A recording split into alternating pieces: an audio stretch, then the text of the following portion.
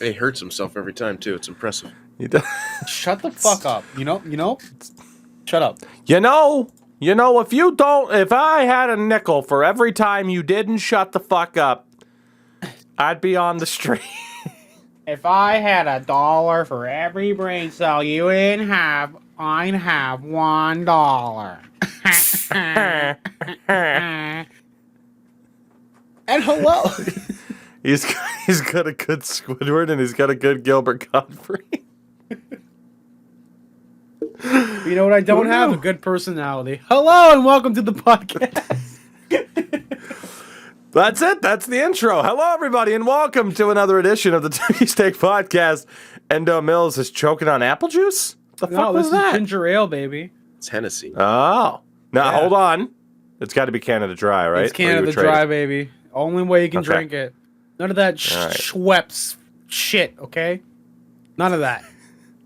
Authentic. Sinner, you a Canada Dry man or a Schweppes man? Never even had Schweppes. Canada Dry all the way. It's good. I like both. I was a sick boy growing up, and I'm like, just give me the ginger ale. Make me feel better. That was what I did every time with like a stomach flu or something like that, and ginger ale. It's the way to go.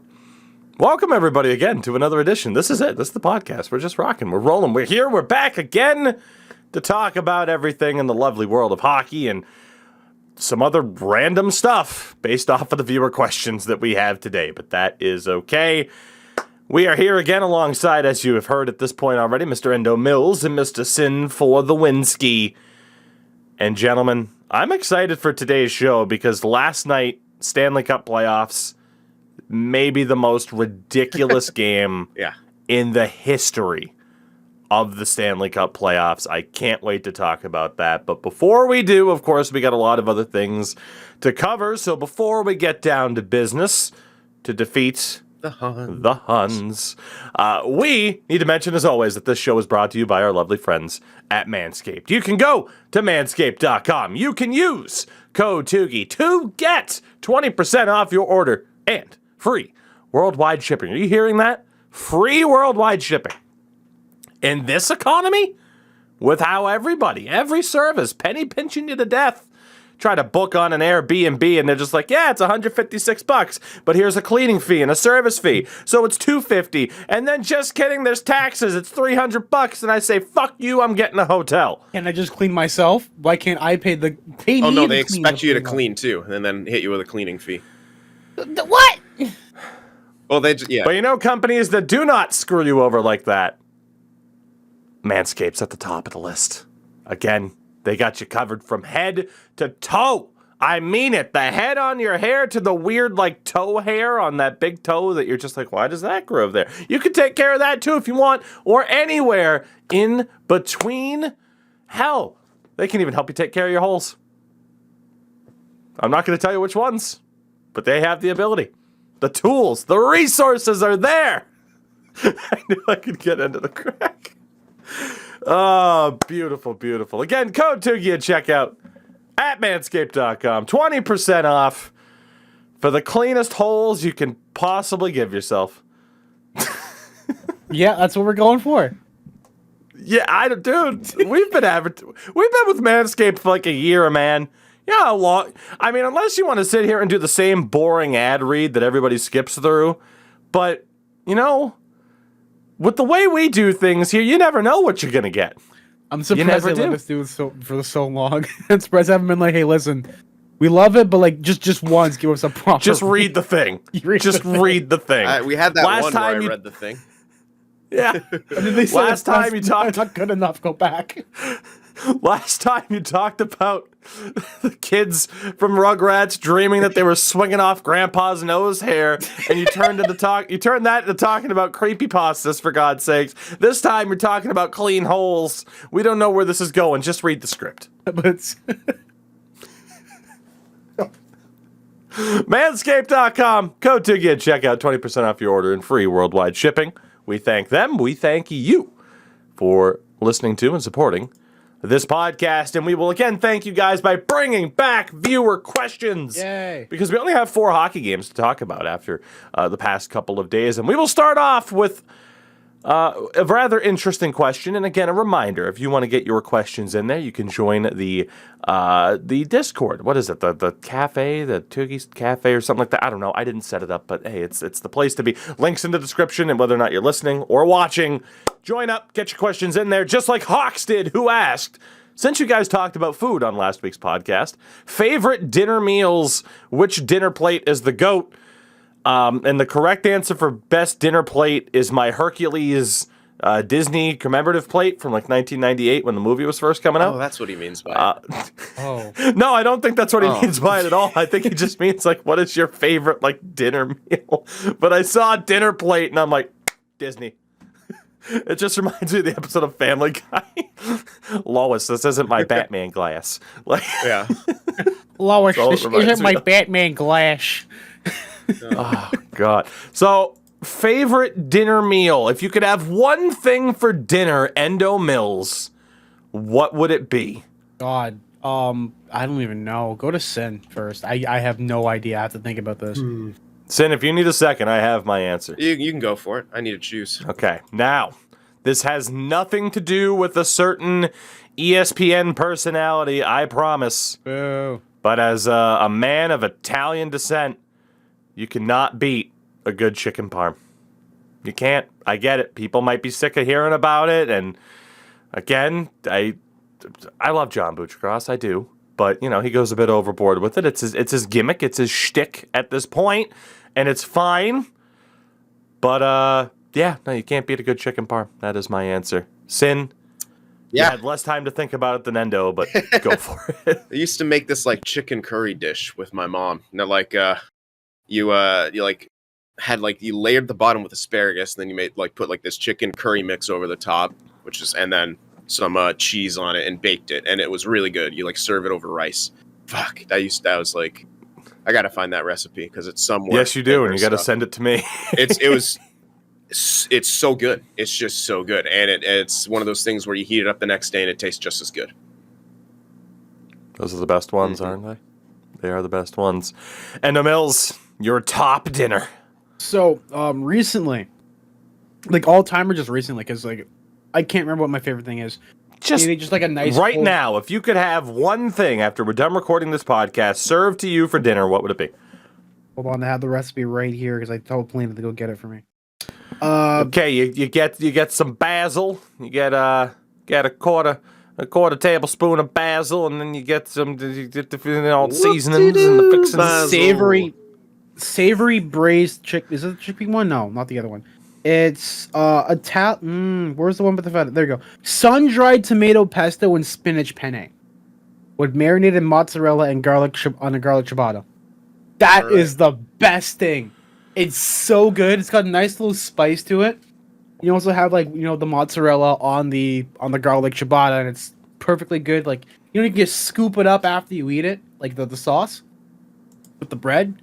Especially when it's got a hint of mozz on there. Ah, mamma mia, that's a spicy spaghetti. Sin, these damn Zoomers. These damn Zoomers, I tell you. I'm only like Is that 4 from the years younger snowflake than generation? Yeah. Why you gotta have so many fucking spices in your pasta? Because I like spice, mate. Mate. An avo latte? Is that from fucking Portland? No, it's from Seattle. So I had to look this up. Obviously, Gen X, Millennials, Gen Z. Do you know what the common phrase is for people who were born in the early 2010s to the mid 2020s? Vibe. What? Generation Alpha. Oh, yeah. Oh my god, Yeah. what a bunch of fucking cucks. Oh my god. That's what we're going for now. Oh, yeah, you go Z and then Alpha now. So all the kids, I mean, yeah. I'm an alpha. God. It's just weird. Anyway, It's fucking weird, totally man. sidetracked. Hawks, thank you for getting us to talk about food. Appreciate The you. next generation's gonna be Generation Zalpha. No, they're gonna be beta, because they're all gonna be a bunch of beta. I thought you were going to say Balfa. No. Moon Unit Alpha and Moon Unit Zalpha. Oh, God. This next question comes from good friend of the channel, Mr. Rogue Pineapple. You are remaking your favorite buddy cop movie, but you have to cast the three of you in the buddy cop and bad guy roles. What movie are you remaking, and who is playing what roles? What a question. This is a great fucking question. I already know mine. Yeah. Oh, God. Well, Sin, go ahead. I'm going to put some thought into I'm it then. remaking Go ahead. 21 Jump Street. Absolutely remaking 21 Jump Street. Like, I don't. The question is, who the fuck do I cast? Well, no, it's the three of us in the roles. That's what I as mean. Who's who? Like Yeah. that's what I struggle with. I guess Endo would be the high school kid because I mean, I have to. You said 21 Jump Street, right? Yeah. I have to be Jonah Hill. I'm the only one that's fat enough. But like, am I Channing Tatum? Do I have the energy? Maybe. Yeah. Give us your best Jeff. My name's Jeff. Oh. Yeah, you got it. You're it's me. fine. Went to the. That's Hefe, man. That was 22 Jump Street though. But yeah, Endo would 100% be the younger Franco. Endo Mills. Do you have a choice, and why is it? You gave me this friendship bracelet. And do you have a choice, and why is it white chicks? Shut the fuck up! No, you can't do that. You can't do that. It's not. I just did. That's not fair. Holy fuck. It's white chicks, but you can't do that to me. And I love Oh you. my God. And I need you. Oh God. Oh, it's totally white Oh, chicks. fuck. I don't know. Is it? Yeah, it's totally just me as both. White chick square. I am the Wayans brothers. I am Oh, the God. table. Endo Mills as the Wayans brothers. Oh God. All right, I have my answer. Endo, is that your official answer? For comedic purposes, yes. Well, for comedic purposes, my answer is Men in Black. Guess who you're playing? He's playing. He's Tommy Lee Jones. no, damn it! I was gonna go with the dog. I couldn't remember his fucking name though. Frank. He's playing I'm Frank. the alien that goes, Orion's belts, meet me in Orion's belts. God. So I mean, like, it has to be like I would be Agent K, Tommy Lee Jones, Endo, for no specific reason as Will Smith, other than his comedic timing. You are Jay. Am I the and alien? Sin? Sugar. Yeah, you got to be the alien, man. Give You got to me do it. Sugar. In water. You I don't you get to be have Zed. What the hell? Oh, You want to God, look like no, me when you hit have 50? to. Ish. Well, no, because the villain, right? Yeah, you got to be Yeah, the bad guy, and guess I think you could pull off the alien from the first Men in Black pretty well. Yeah, I appreciate it. I'm ugly. It's all right. No, I'll take that compliment. Vincent D'Onofrio is a goddamn genius. He is. That He is an performance incredible is actor. low key incredible when you break it down. Like you have no doubt that that's a fucking alien in human skin the entire time. Like that's how on point his performance is. Like, he walks like he's like the old frickin' saying of like, oh yeah, it's like just two kids Yes. on, like Like- one kid and then another sitting on his shoulders. He walks like that for the whole movie. The greatest physical acting like I've ever seen. Like when he's like going through town, like bumps someone coming out of that restaurant. He's got his hand on his hip. He's just like it's fucking brilliant. It's absolutely brilliant. Every physical like mark he just nails. And Endo, on the plus side, you get to smack Chris Rock. Remember when that I happened? think it's really funny that I got that because when I was younger, I used to get like people would think I look like Jaden Smith. So it's like I see the connection What? a little bit I don't see it at all. when I have my I don't when I have really my I think hair those braided kids are back. just fucking racist. So Yeah, I think It was they because are. a Karate Kid and I had my hair braided back and I look Oh, like people okay. say that, yeah. and then they beat you up and you're like Jaden Smith.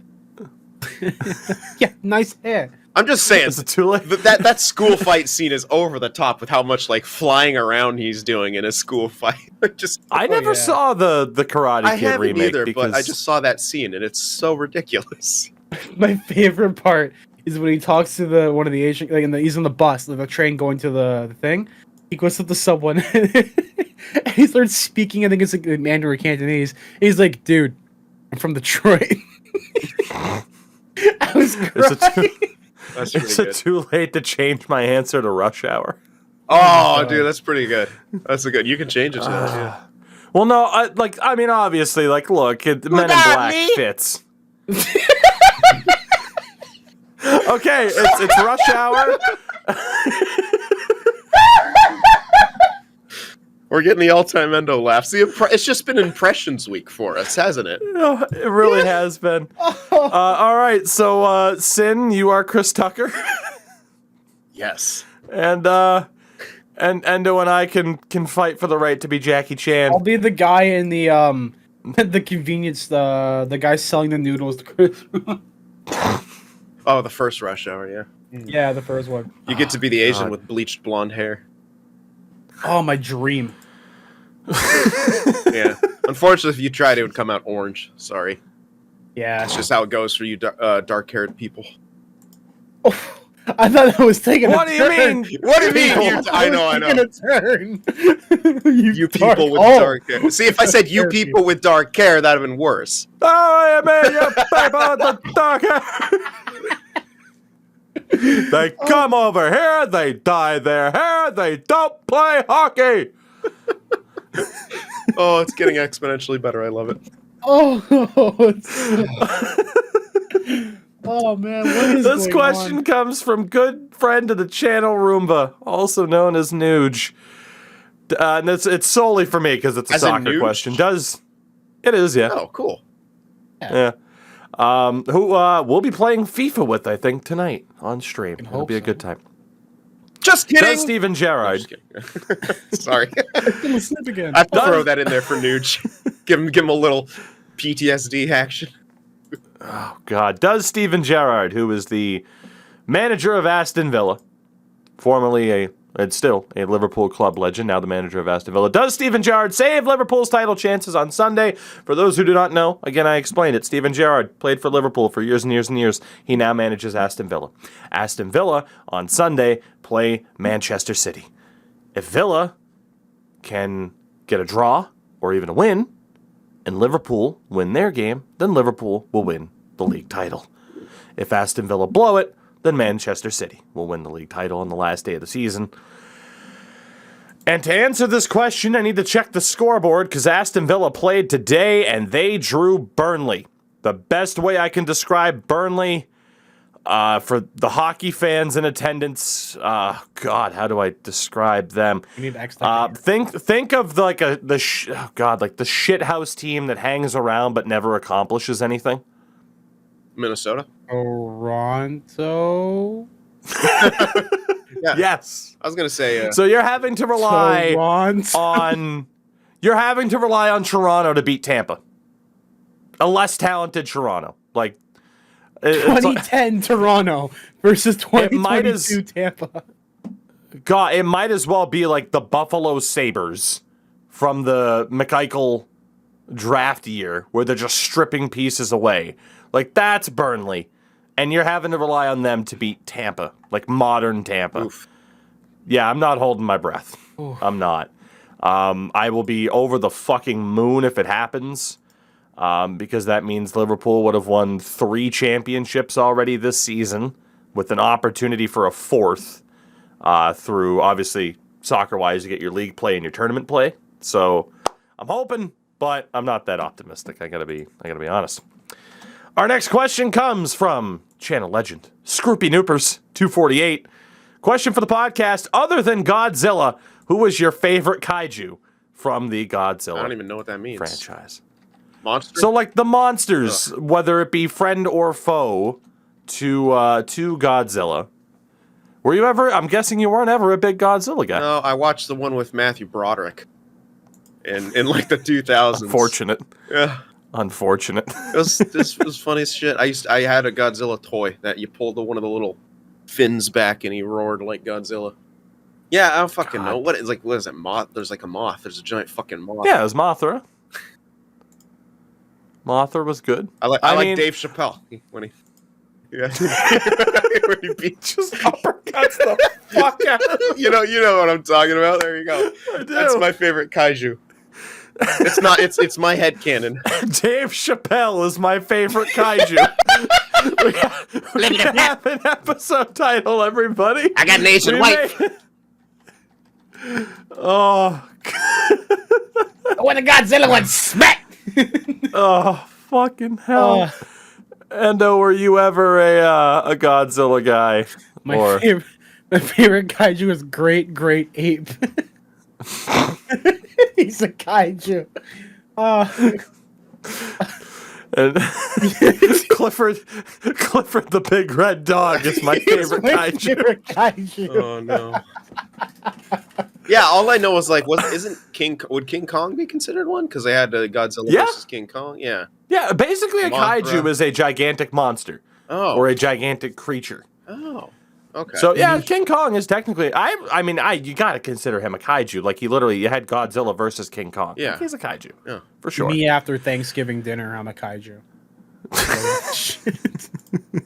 You're a waifu. A waifu. God, man. I mean, the someone. I grew up watching all the old Godzilla movies. My mom was a big and still is a big Godzilla fan. Godzilla's fucking dope.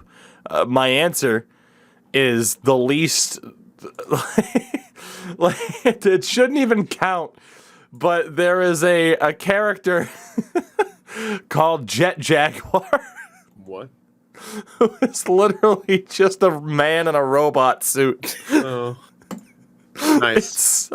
It's so fucking stupid. But Jet Jaguar's my favorite because it makes no fucking sense at all. It's like you have Godzilla fighting these fucking crazy ass creatures. You got Ghidorah's a fucking 3-headed dragon, fucking Rodon and all this shit. And then here's Jet Jaguar. It's just a dude in a robots. So fucking stupid. But I love it tremendously. This sounds like a Evangeline. If that's the case, then Shinji is my favorite. God, just Godzilla's the fucking best. Like weird Japanese nonsense. It's just the best. I'm a big fan. I do recommend. You know what's funny is like the most recent Godzilla kind of trilogy that they've put out. It was a trilogy. Holy shit! I haven't gone to the movie. Yeah. So what was it like? Godzilla 2014. I think so. Yeah, it was 2014, and then they put out Godzilla King of the Monsters, and then Godzilla vs. King Kong came out last year. Really good turn your brain off movies. I really like them. The first one, they don't show Godzilla that much. They really just slow build to the final fight, but the final fight's so fucking good. I kind of like when movies do that. That's the Jaws technique, and it's good. It's always good. Yeah. Like, dude, the movie ends with Godzilla grabbing this opposing monster by top and bottom jaw, ripping his mouth open, and just, flamethrowering atomic breath, blowing the thing up.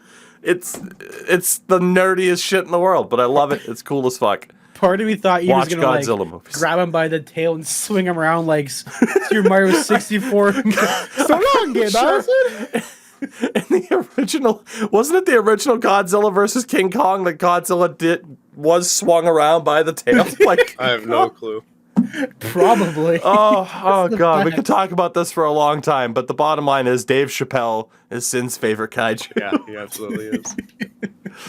Our final question to turn this into our hockey podcast again comes from Guy from Boston. I did a random Google search to see who was the worst player with the most Stanley Cups. My question is, who do you think was the worst? Oh, man. So, he linked this article from October of 2016, the top 15 worst NHL players to win multiple Stanley Cups. And I want your answer. I'm going to list two people. You say who's worst, and that person will continue on, okay? Okay. So, number 15 of the LA Kings, Colin Fraser, versus number 14 of the New Jersey Devils, Grant Marshall. Oh, boy. I don't even know who Grant Marshall is. He was very much a role player, but 2 Stanley Cups with the Devils. And then Frazier won, I think, one with Did he win one with Chicago? He won one with Chicago and then one with LA. Was he a defenseman, right? Or no, that's both forwards, Colin I think. Fraser. Wait, who am I thinking of? Fraser defenseman. Oh, whatever. Mark Fraser? Yeah, there you go.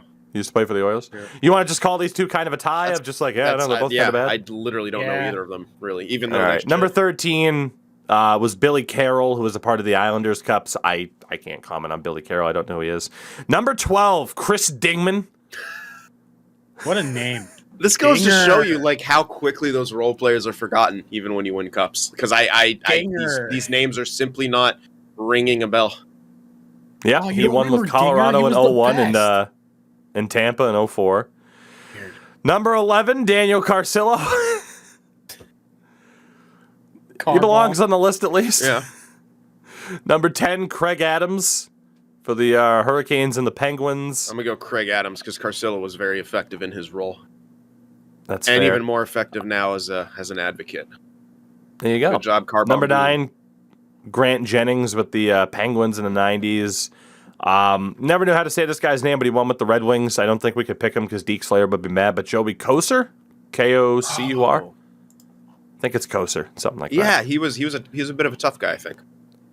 Yeah. Number 6, I skipped ahead a little bit, but Tim Taylor, the Tool Man, former captain of the Lightning. Oh man. They had Tomasz Kopecky at 5, Stefan Yell at 2, and number 1 on the list, and I totally agree with it, Dustin Penner. Yeah, fuck. Oh my god. Fuck you, buddy. Fuck pancakes. Fuck you.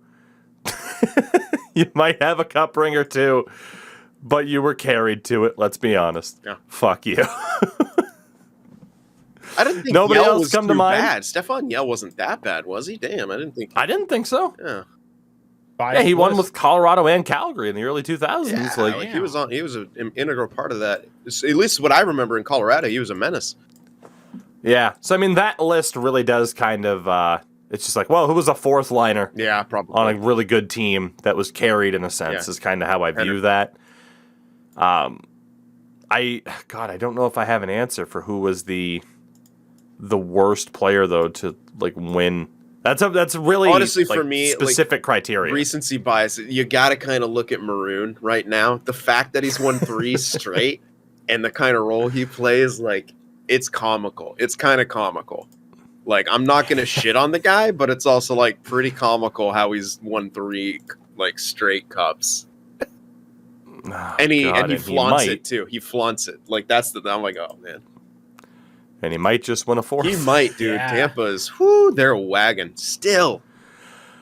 Does Patrick Maroon make the Hockey Hall of Fame if he wins 4 straight cups? He should not. And that's gonna just carry us further down the road of cups or what matters more than anything. And I think that's silly. I agree. Thank you all again for the questions. That was a fun one. A couple of quick things to touch up upon. First and foremost, Nashville have extended head coach John Hines, who previously coached the Devils, goes to Nashville, and it's like, oh, what are you guys doing? But they have technically made the playoffs now in all 3 of his seasons there, so not that bad of a fit. The Selke nominees were out as well. Sasha Barkov, Patrice Bergeron, and Elias Lindholm. Patrice Bergeron's winning. And Bruce Cassidy said this in regards to Bergeron being a finalist for the Selke.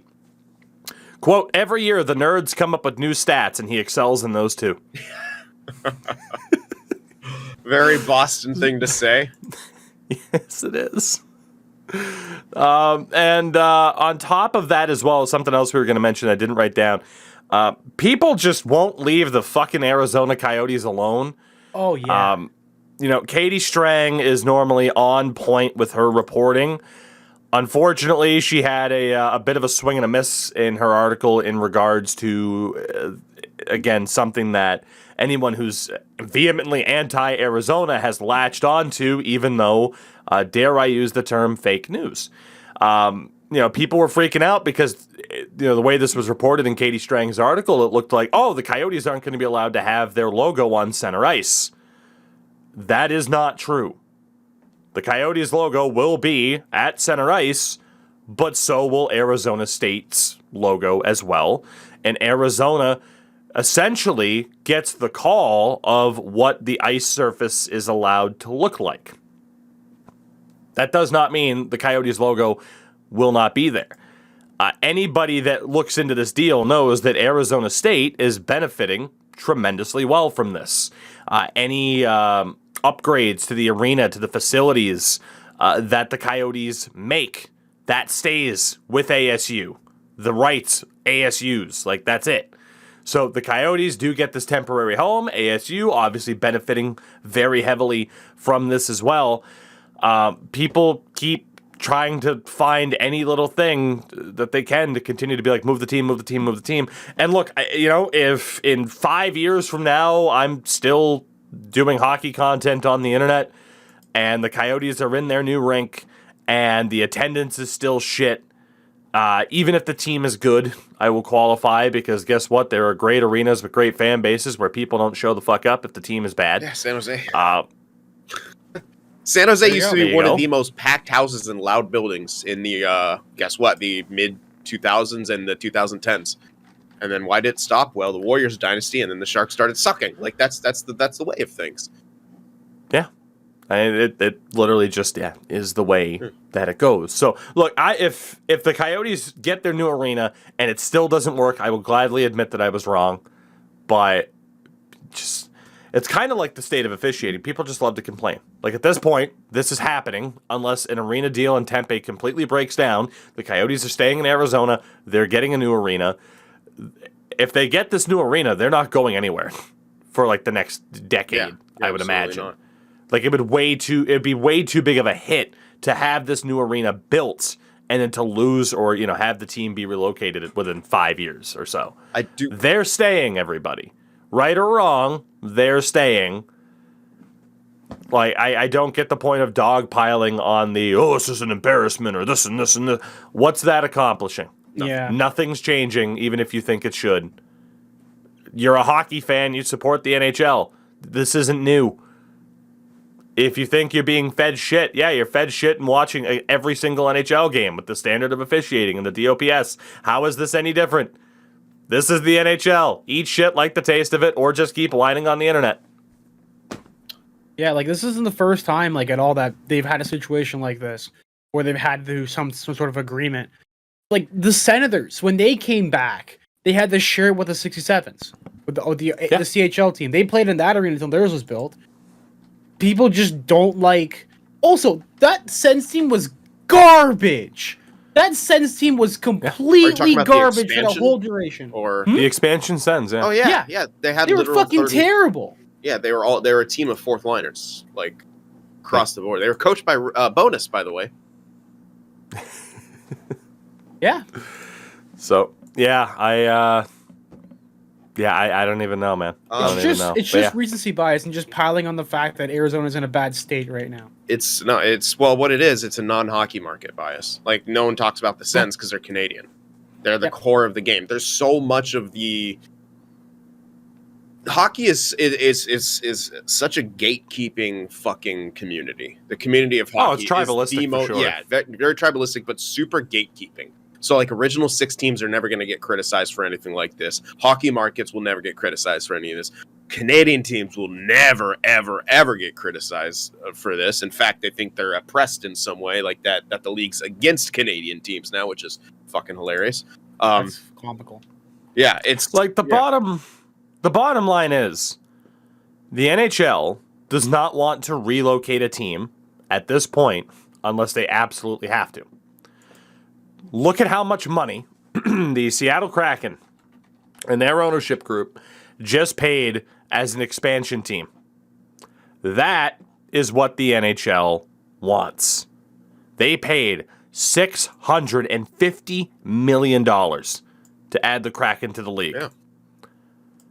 They do not want to relocate anybody. I agree. Houston should get an expansion franchise. Fucking Quebec City.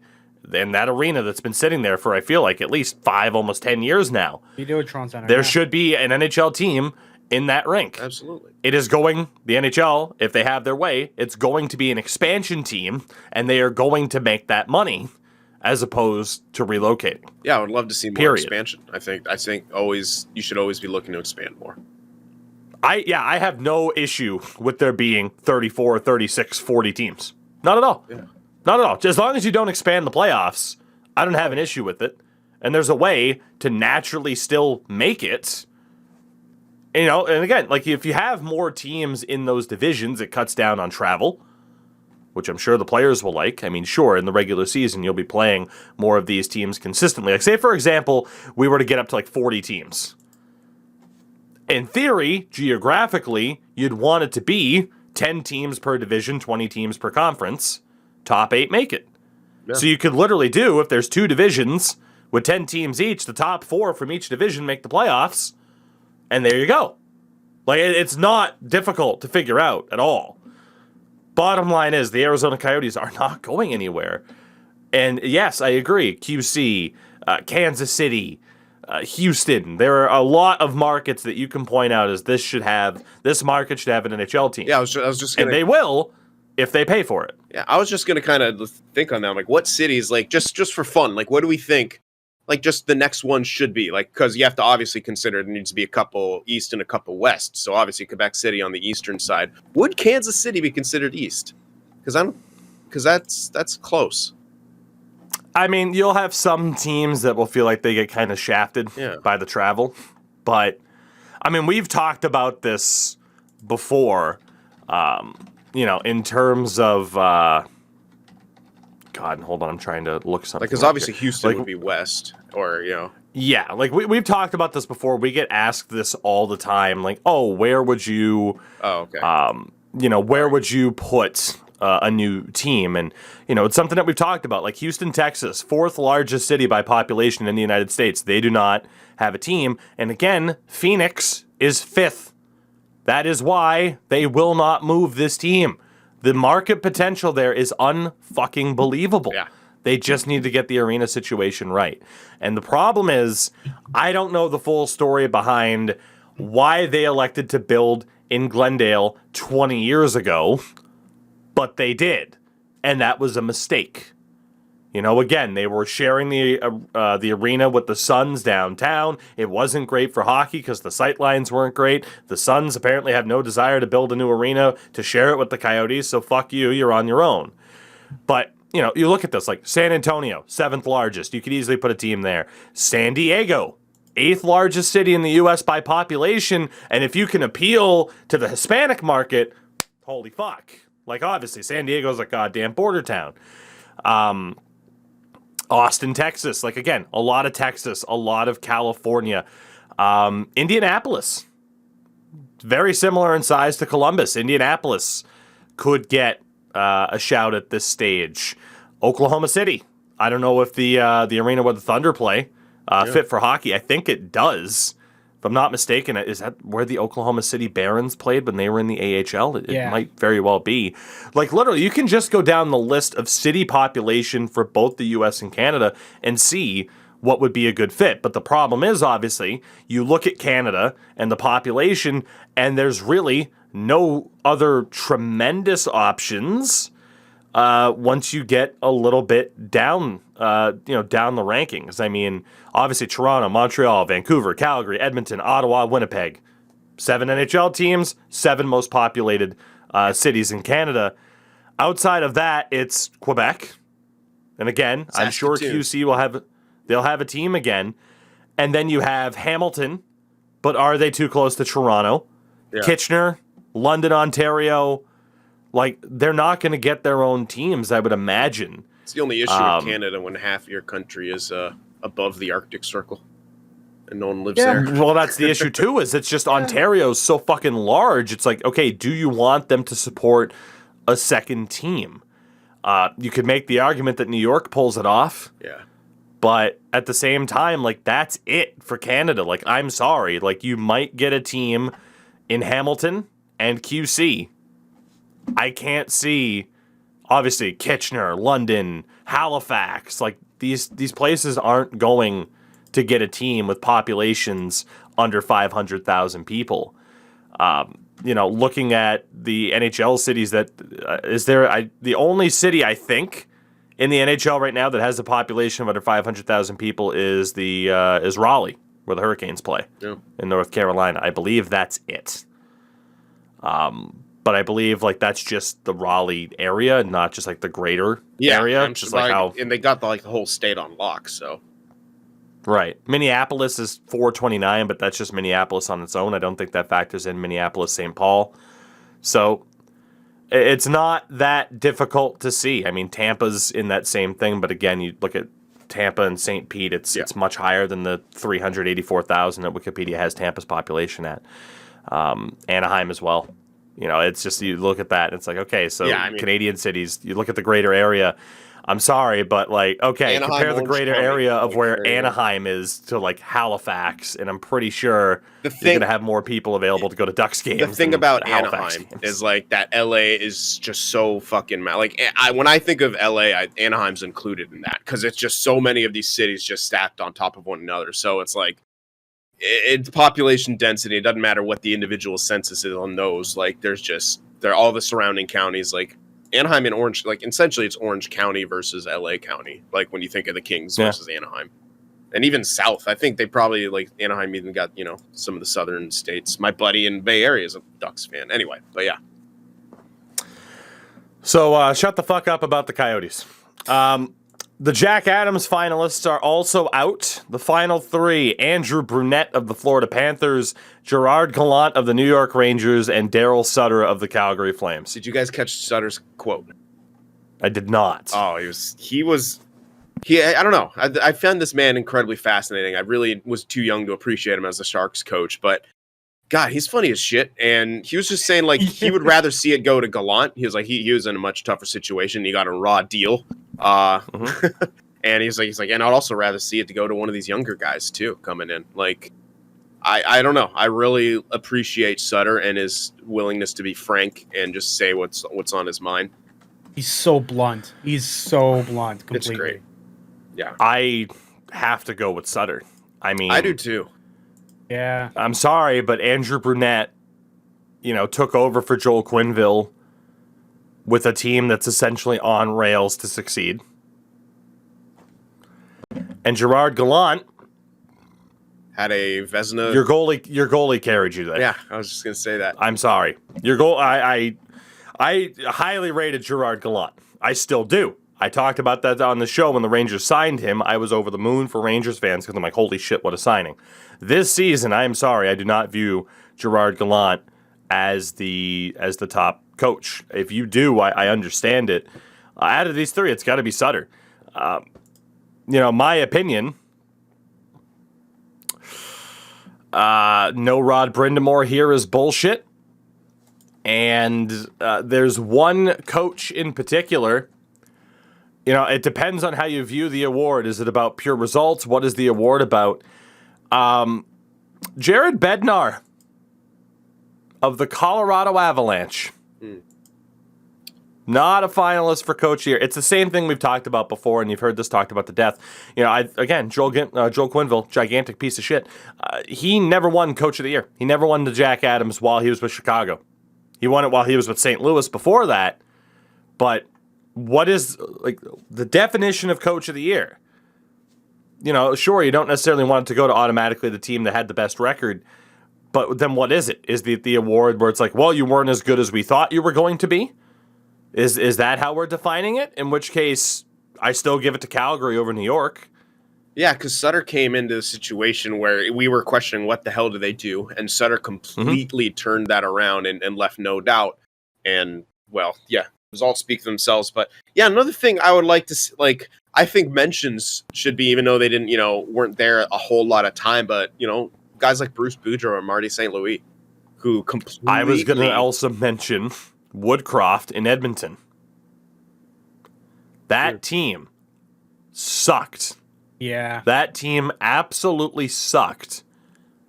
And we're going down fast. Woodcroft comes in, the Oilers make the playoffs. So I completely agree with you. I'm sorry to have cut you off about St. Louis and company, because you are 100% correct. I think those guys also deserve a very big shout. Yeah. I feel terrible for cutting you off fine. there. I'm sorry. It felt like you were going to be on a roll, and I'm just like, but Woodcroft! Put up the Bernie Sanders finger. God damn.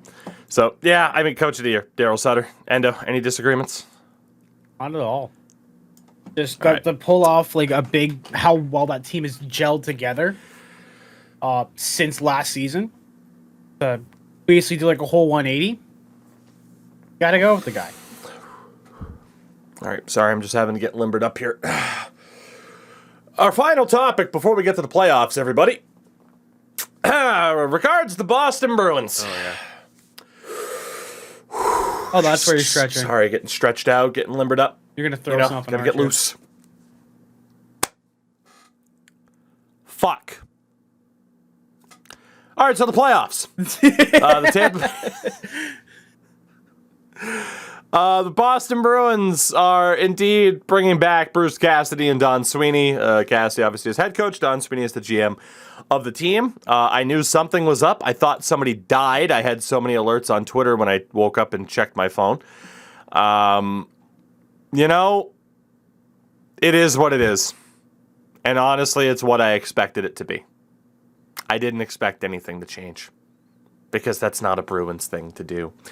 The owner of the team, Jeremy Jacobs, doesn't exactly push for changes. He is one of those owners, and it's been proven that as long as he gets his playoff revenue for a couple of home games every year, he doesn't give a fuck. He doesn't, which I think is incredibly short-sighted, but what are you going to do?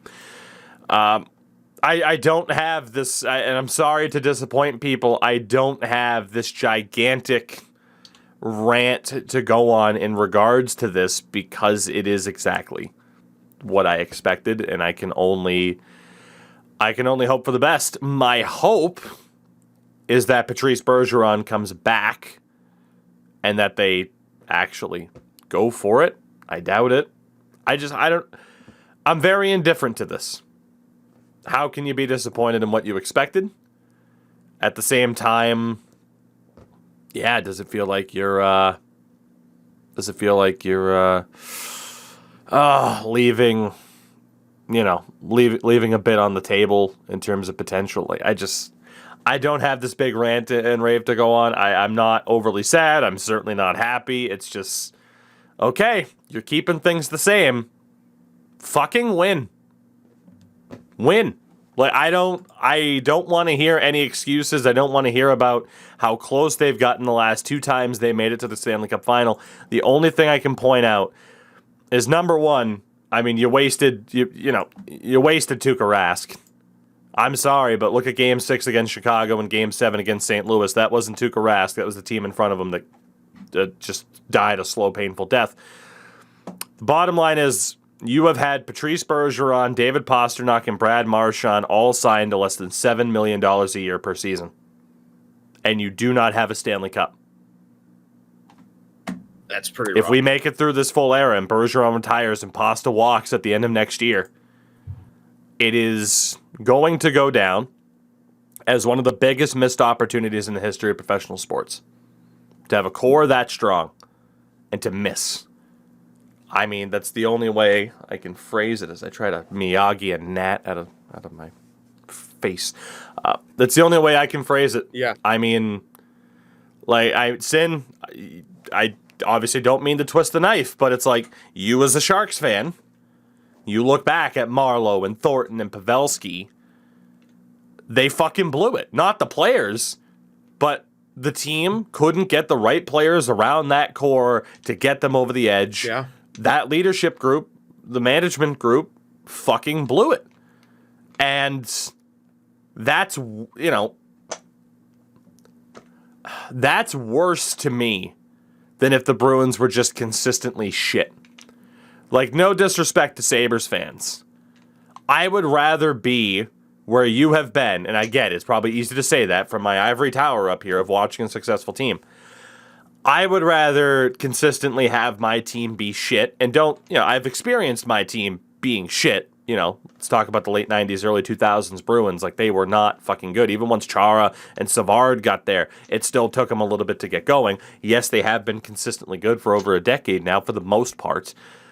I would rather have my team be consistently shit than to waste such an incredible window of opportunity, because to me, that's more painful. No. I'm not saying anybody else has to view it that way, but man, just to just to think that, again, Bergeron, Pasternak, Marchand, Tuukka Rask, Zdeno Chara, David Krejci.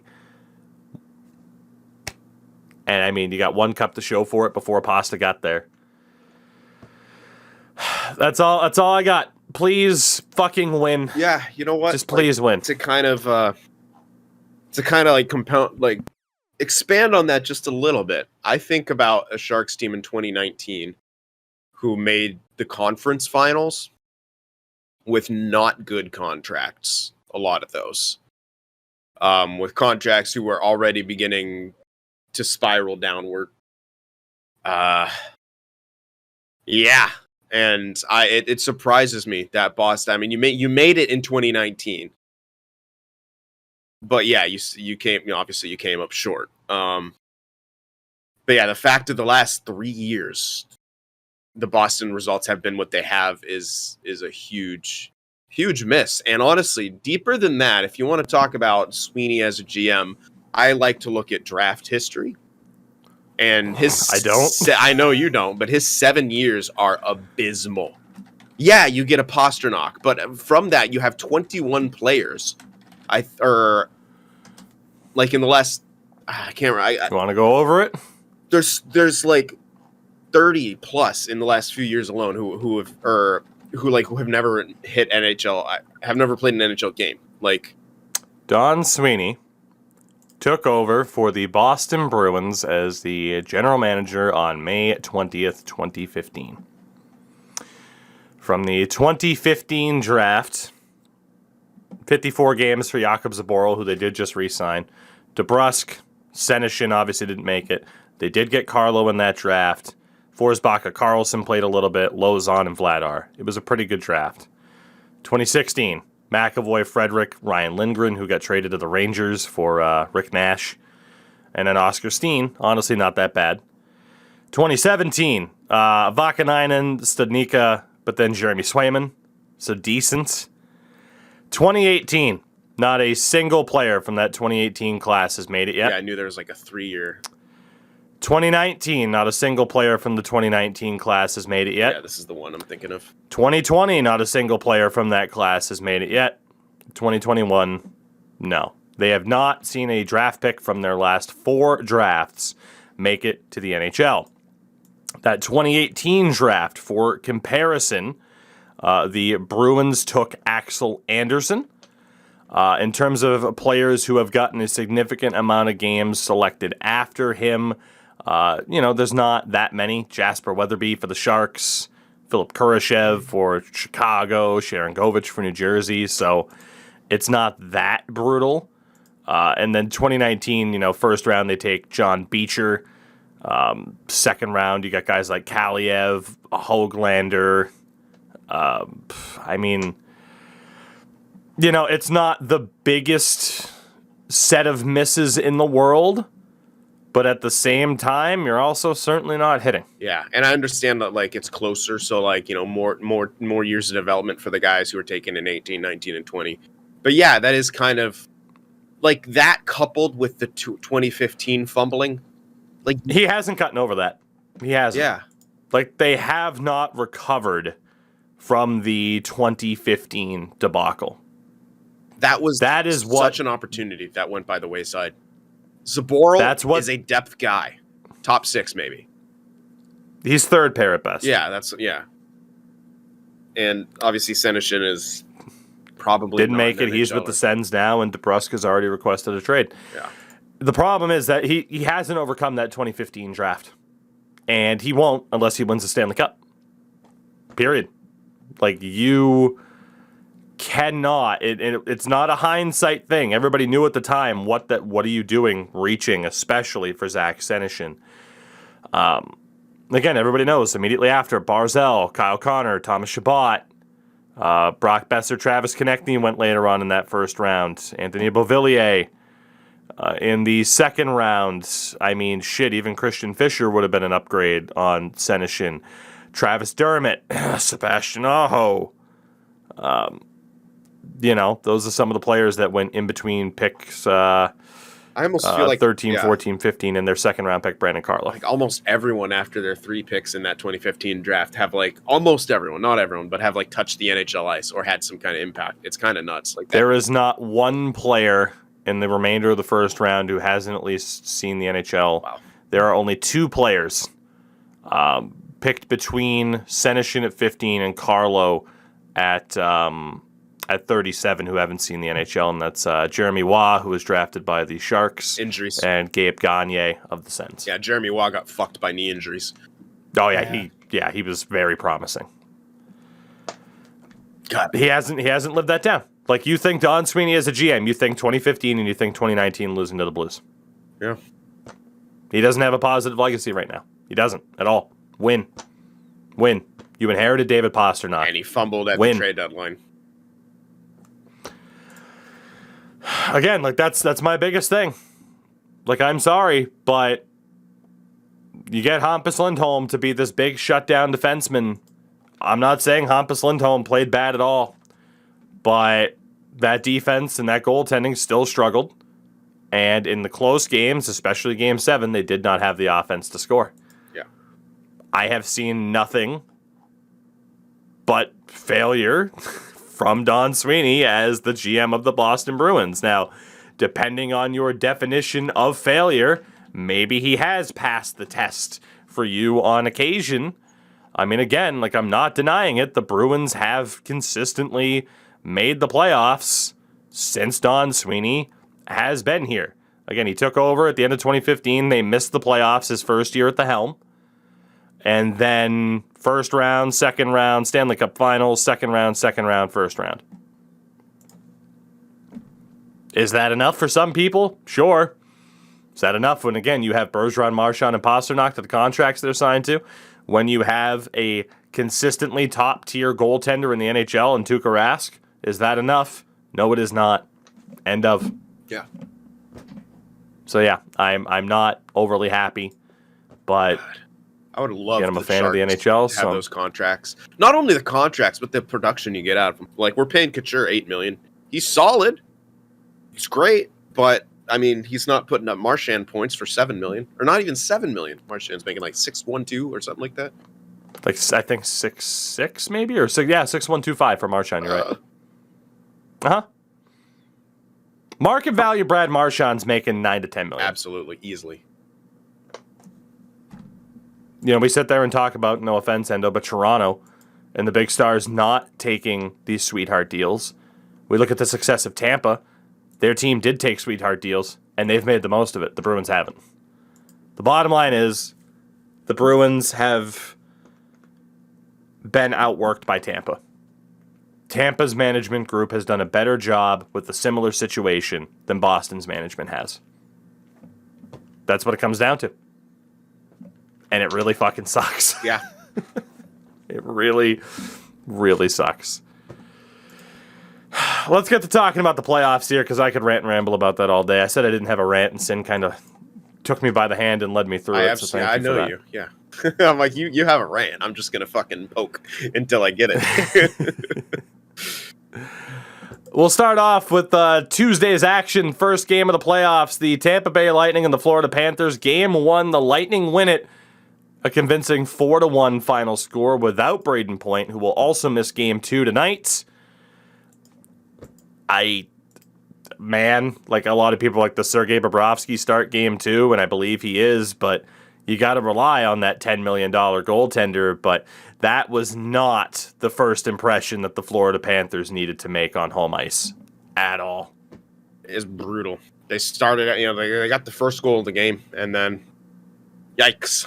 Yeah, and you know what? They lost because they didn't play Jumbo. I'm sorry. It's what happens. That's clearly the answer. When you don't play a legend. But yeah, no, it's Tampa is scary. Again, how they keep doing it. And for Florida to fumble home ice and fumble them being without their 1C, I'm worried for them. Absolutely worried for them. This is why I don't bet against Tampa. Goal scorers in that game for the Lightning: Corey Perry, Pierre-Edouard Bellemare, Nikita Kucherov, and Ross Colton. Oh, depth. Scoring depth. Imagine depth. Imagine. 3 power play goals, by the way, in that game for the Lightning, too. Oh, yeah. That's Isn't Florida's power play like 0 for 21 now in the playoffs? Or something stupid? Yes, I believe so. Yeah. Yeah, they were 0 for 18 in the first round, right? Yeah, So I figure they got like 3 in that game. yeah, there's not too much to say, and you don't want to try to dissect too much from the first game of a series, but I mean that's the end of it. It's just they blew it, man. They blew it, and it really, offense to Endo again. You do wonder like what would we have seen from a game 1 with say Toronto and Florida, and maybe if it would have been a better performance from the Florida Panthers, or is this just kind of a habit for them? I mean, Washington as well put up a really solid fight. So we'll move on to that second game from Tuesday unless Endo's got anything to add. But I mean, it's just, hey, you know how good of a team Tampa is, and they showed it against Florida, right? Yeah, it's going to be... I just like that we're having 2, like, state/provincial, like, battles, which is interesting. It's great to see, like, how hockey's growing in these places. I mean, obviously, with Alberta, it's been like that for forever. But with both of these teams coming up at the exact same time with Tampa and Florida itself, it's good hockey. I still think Tampa's going to win it, though. Yeah, I'm leaning toward it. They have such a realistic shot at going back to the Stanley Cup final now. They absolutely do. It's crazy. It's insane. Absolutely crazy. Colorado and St. Louis, the Blues giving the Avs everything they could handle in that first game. Was it, though? Is that it? I hope that's not everything that the Blues got for the Avs, because the Avs fucking dominated. Yeah. Well, in terms of Jordan Binnington. Let's be honest. I tried to make it sound good for the Blues, okay? Because I said, hey, they have a realistic shot. They don't, if they're going to play like that. Because Jordan Binnington would have to steal the series, and I'm sorry. I don't think he can keep playing like that to hold the team in it. You are correct. The Avs dominated that game. The Blues almost pulled it off. It was an overtime win for the Avs, Josh Manson's first ever playoff goal, but I can't believe that game would have been fucking 10-2 if it wasn't for Jordan Binnington. I cannot believe it went to overtime. Like, that was insane. But, like, I think I saw Jay Fresh mention it. Like, that's kind of what St. Louis does. They just keep hanging around, and sometimes they get the win. But I don't think you could just hang around with the Avs for 7, or, in a 7-game series. But on the same page, the Avs have to capitalize on more chances. They hit 5 posts, and I don't care what you say. If you hit the post, you missed. I don't care how close you were. That's a miss. If like we don't talk about shots that whistled just wide, really, like a lot of the time. So like a post is the same thing, just a little bit closer. It doesn't fucking matter if it doesn't go in the back of the net. Like, unlucky maybe, but at the same time, you just missed. Like, so. Yeah, so the Avs have to be able to capitalize on more chances, because it's not like they weren't beating him, but again, they were hitting posts and shit. So, other than that, they are scary. They are absolutely terrifying team to watch. It was not the first impression I thought we'd see from the Blues. I'm going to be honest. It really wasn't to look that shaky defensively. Again, don't want to look too... Like, they couldn't break the fucking puck out. That was crazy. Anyway, sorry. That was the first game I actually watched of Colorado, like, full way through. And I was just like, holy fucking shit. This team is on another level. Yeah, it's just, I mean, it's just one of those things where you look at, you look at the Blues and it's like, okay, you're better than that, or just the Avs that much better that it doesn't matter that you're better than that. Yeah, it's tough to say after one game, and especially tough to say it's like where they came from. The Avs played Nashville, so it's like, yeah, you raffle stomped them. Okay, how are you going to do against this Blues team? In hindsight, the Blues play a more even matchup in the Wild, but then you got to think how close are the Wild to the Avalanche, but it's different opponent, different game plan. I mean, or a different feel to everything, I guess you could say. I mean, that kind of goes for the other opening game. We go to the East, Carolina, New York. New York Rangers score first in that game in the first period. Filipino. And then all of a sudden, you get to the rest of the first period and the second period and down to the final 5 minutes in the third period, and it's still 1-0 Rangers until Sebastian Aho ties it, and then Ian Cole, off a deflection of dreams, scores the OT winner. Jesus, man. As a Bruins fan, it's like, where were these struggles for the Hurricanes on home ice when they played the Bruins? Maybe the Rangers are that much better than the Bruins, because holy shit. Like, I get it. This was the game, right, where the Canes hit like the record amount of posts, or tied the most amount of posts hit in a game. Something like that. But still, like you said, you hit the post, you missed. But I cannot believe that the Rangers looked like as strong as they did and were nearly able to pull it off. Yeah, I don't know. I still have this huge something holding me back from believing in the Rangers. I can't tell you what it is. It's a gut fucking thing. And this worries me about the Canes' chances. Not only in this series, but if they do make it past, like, how are they going to hold up to the Lightning? Because the Lightning, I don't know. It's weird. Like, yeah, I didn't get a chance to watch this game, but it's closer than I felt like it should be. And the Rangers, again, I still have trouble believing in them. And so, what was up with the Canes, or were they getting shirkened, or what? Yeah, I mean, it's just one of those things where the Hurricanes were so dominant against the Bruins on home ice. Yeah. And then the Rangers were 3 minutes away from getting a shutout. The shots in this game were actually in the Rangers' favor, 28-26. One penalty apiece. So, I don't know. I don't know what to make of this. I will say, for as much as we doubt the Rangers, and Rangers fans, if you were like, okay, well, what's it going to take? Beat the Carolina Hurricanes, I'll believe you. Yeah. If you beat the Hurricanes. Beat the Hurricanes, I'll believe you.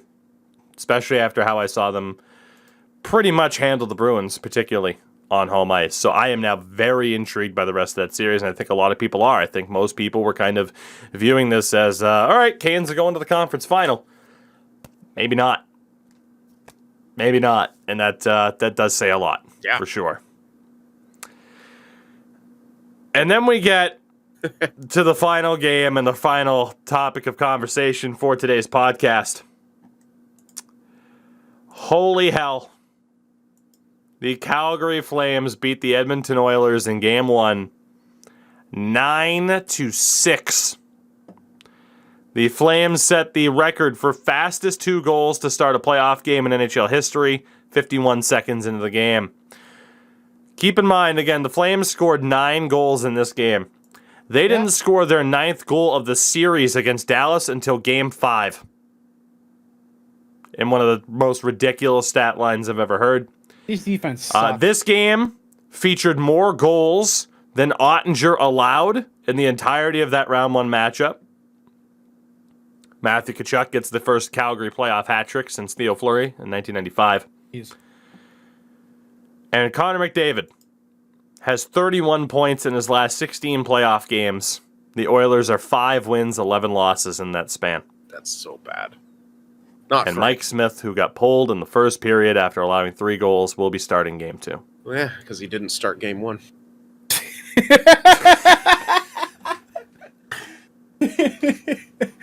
From the top rope, Sid for the win. Ruthless, sir. Ruthless. God. So, from the Calgary perspective, they were up 5-1 at one point in this game. Bad. Everything was looking, frankly, incredible. Especially, again, those early goals, Lindholm, Mangiapane, and Brett Ritchie. Speaking of, God, Calgary, like what they've gotten out of a line of Brett Ritchie, Trevor Lewis, and Milan Lucic. Jesus Christ, that's the most Daryl Sutter line in the history. I was just going to say that. Like, that's our identity line. You get Blake Coleman. Well, actually, in fairness, McDavid made it 3-1. And then second period, Blake Coleman gets his first 2 goals of the playoffs. It's 5-1, and it's like, well, this is done.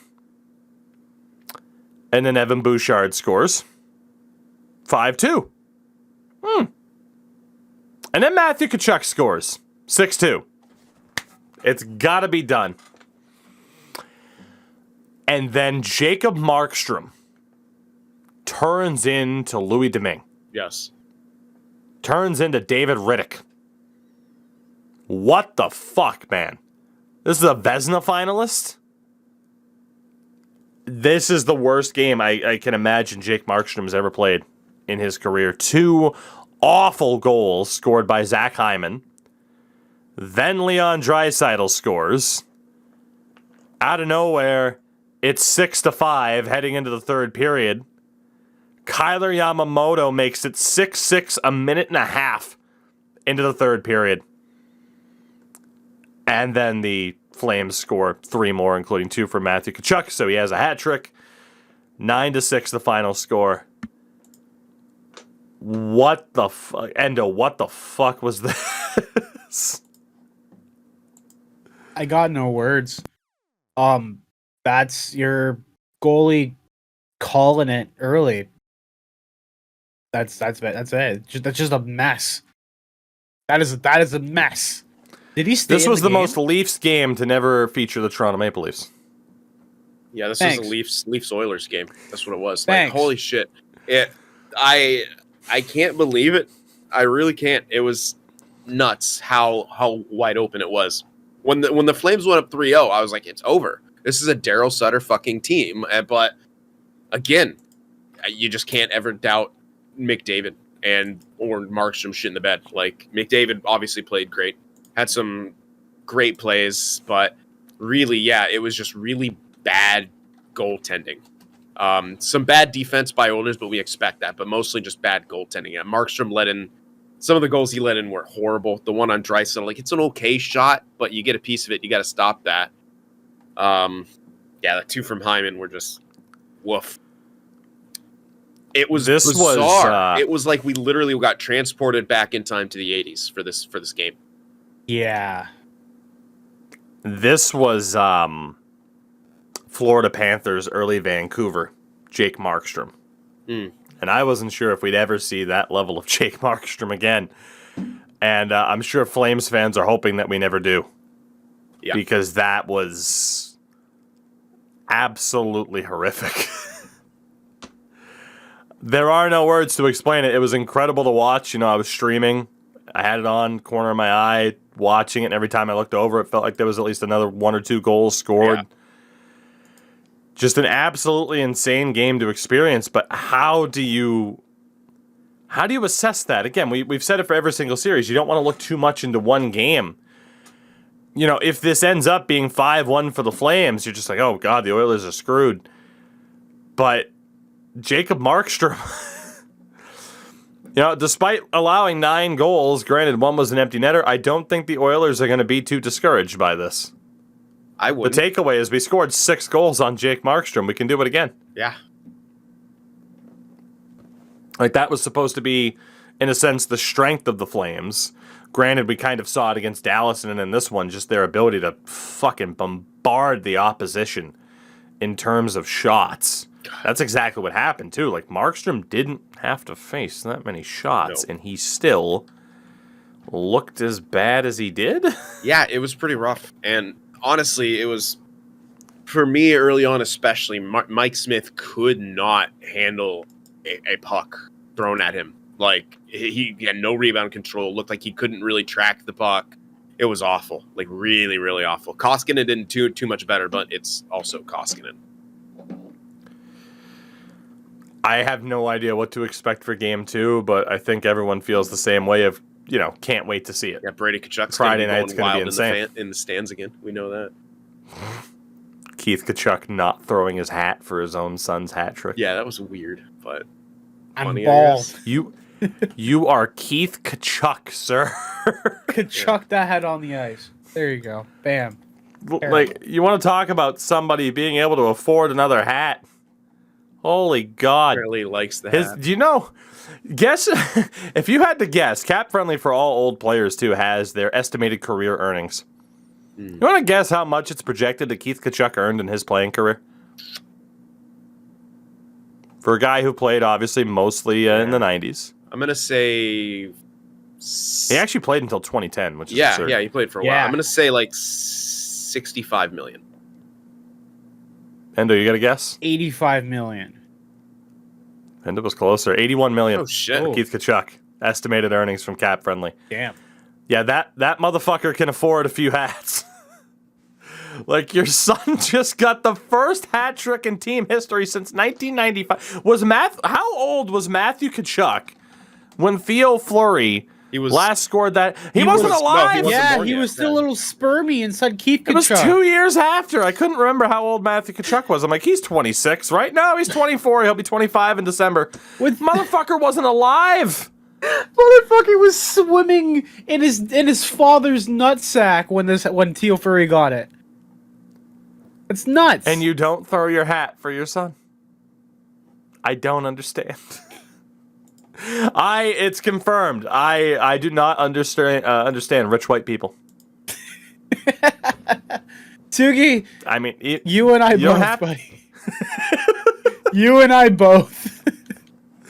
If it wasn't official before, it's official now. Motherfucker won't even throw his hat for his kid.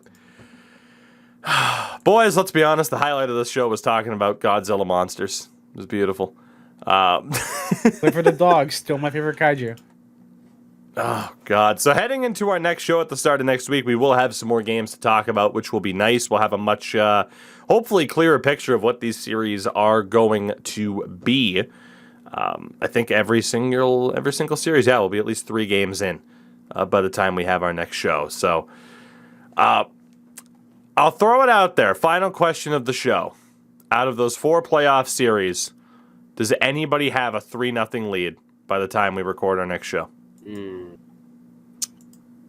Ooh, that's a tough one. Yeah, that's tough. Anybody want to go on a limb and say? I'm going to say if there is going to be one, it's going to be Tampa. Yeah. Ooh. I don't think Florida has got it. They simply are not built correctly. I think they're going to learn what Toronto should have learned. They outskilled Washington, but not really. Only just. They're not going to be able to. Do you outskill a team if you don't score a power play goal on 18 attempts? That's the other thing. If they need to get that power play going, but that's dragging them down. I don't know. I think if there is going to be a 3-0, it's going to be that. I think Edmonton's going to win against Calgary. It's just going to be too close. Carolina, like the way Carolina played, like Rangers, like Shesterkin's going to steal them one, and they have enough top 6 talent to get the job done. Maybe the Avs, but I still got to say the Blues are a team that is going to luck their way into a win. Not luck their way, but defend and bend don't break their way into a win eventually. I really don't have much confidence in Florida after that first game performance, and I'm pissed at them because Jumbo at this point is only going to get his name on the cup if he plays one game in the finals and they win. I would have said Colorado. And I wouldn't have said that on our last show. But my God, if St. Louis looks as bad as they did defensively. Yeah. Binnington can't withstand that. There's no fucking way. I don't think there's any goalie in the world. If you put Jake Ottinger in there, it's not going to happen with the chances that the Blues were giving up. So, Endo, you going to go out on a limb, or are you just going to say, I'm just going to enjoy it? It is what it is. I'm just here to see everyone have a good time. No, but I think the only one's going to be Tampa. Tampa's going to get that 3-0 lead. And maybe Florida takes a game after that, but it's going to be a short series over there. Like, you thought it would be a little bit more contested, but when you win one round, you think you're in, but when you play the second round, you're like, oh shit, this team's actually a lot stronger than the other team we face. Also, they're back-to-back champions. Like, yeah. Florida, I'm rooting for you. Again, I want a new Stanley Cup winner this year. Yeah. Please. Please. Let's see better performances. Boys, with that, I thank you for joining me again. I thank all of you, of course, for watching and listening to another edition of the Tougie Steak Podcast. We will be back next week. Can't wait to see what questions we get after today's show. You never know what we're going to be asked, but hey, we're here. Again, manscaped.com, code Tougie at checkout. You know the deal.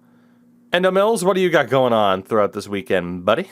I'm actually inside the creative suite right now for NHL 22, making the Savannah Ghost Pirates mock jersey because the logo's not in the game.